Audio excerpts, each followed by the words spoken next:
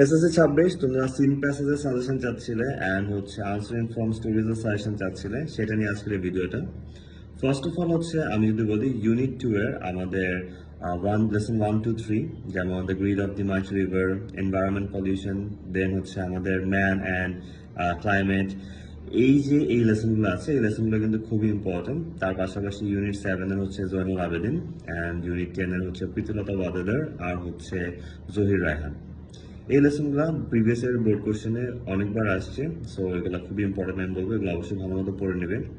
তার পাশাপাশি হচ্ছে নতুন যে চ্যাপ্টারগুলো আছে বা লেসনগুলো আছে সেটার মধ্যে গ্রাফিটিটা আমার কাছে বেশ ইম্পর্টেন্ট মনে হয়েছে অ্যান্ড সলিটিউডটাও বেশ ইম্পর্টেন্ট মনে হয়েছে।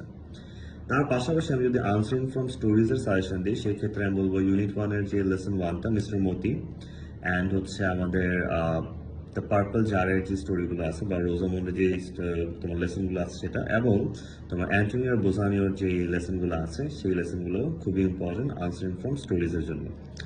একটা জিনিস কিন্তু অবশ্যই মনে রাখতে হবে যে আমাদের অনেকগুলো লেসনই কিন্তু নতুন, দ্যাটস ওয়াই কিন্তু আমরা যদি হাজার চাইও তারপর প্রিভিয়াস ইয়ার বোর্ড থেকে অ্যানালাইসিস করে একদম কংক্রিট একদম 100% যে অ্যাকুরেট সাজেশনটা দেওয়া সেটা হয়তো এখন সম্ভব হচ্ছে না, বাট স্টিল তোমাদের পি টেস্ট এক্সামের কোশ্চেন প্যাটার্ন দেখে অ্যান্ড তার পাশাপাশি যে পুরোনো লেসনগুলো আছে যেগুলো আগে বোর্ডে আছে সেগুলোর উপর ভিত্তি করে সাজেশনটা দেওয়া।